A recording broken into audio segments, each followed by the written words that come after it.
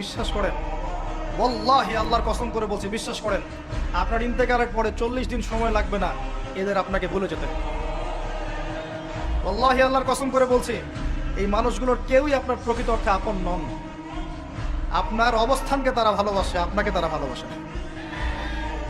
আপনাকে শুধু আপনার রব আল্লাহ ভালোবাসেন, আপনি তার উপর তাওয়াক্কুল করে হারাম ছেড়ে দেন, আপনাকে আল্লাহ বেহিসাব রিজিক দেবে ইনশাআল্লাহ তাআলা। মানুষ মানুষের অবস্থানকে মূল্যায়ন করে, আপনার পরে তারা আপনাকে মনে রাখবে না। আপনি আমি যদি আজকে পৃথিবীতে নাও থাকতাম, আজকে যদি আমরা পৃথিবীতে নাও থাকতাম, পৃথিবীর ঘূর্ণন কমে যেত না, পৃথিবী ঘুরতই, রাত হতো, দিন আসতোই, আমাদের স্ত্রী সন্তানরা বেঁচে থাকতো, মা বোনরা বেঁচে থাকতো, সবাই যার যার জায়গায় ঠিকই থাকতো, আমরাই থাকতাম। এটাই বাস্তবতা, এটাই দুনিয়ার নির্মম বাস্তবতা। তাহলে এই দুনিয়ার সংক্ষিপ্ত জীবনে কাদের কথা চিন্তা করে আপনি আল্লাহর অবাধ্যতা করছেন? কাদের কথা চিন্তা করেন? স্ত্রী সন্তান পরিবার পরিজন ছেড়ে দেন, আল্লাহর ওয়াস্তে হারাম ছেড়ে দেন, হালালে চলে আসে। আমরা ইসলাম নিয়ে অনেক বড় বড় কথা বলি, কিন্তু সবচেয়ে বড় কথাটা হচ্ছে এই আয়াতটা যেটা আমি তেলাওয়াত করতে যাচ্ছি।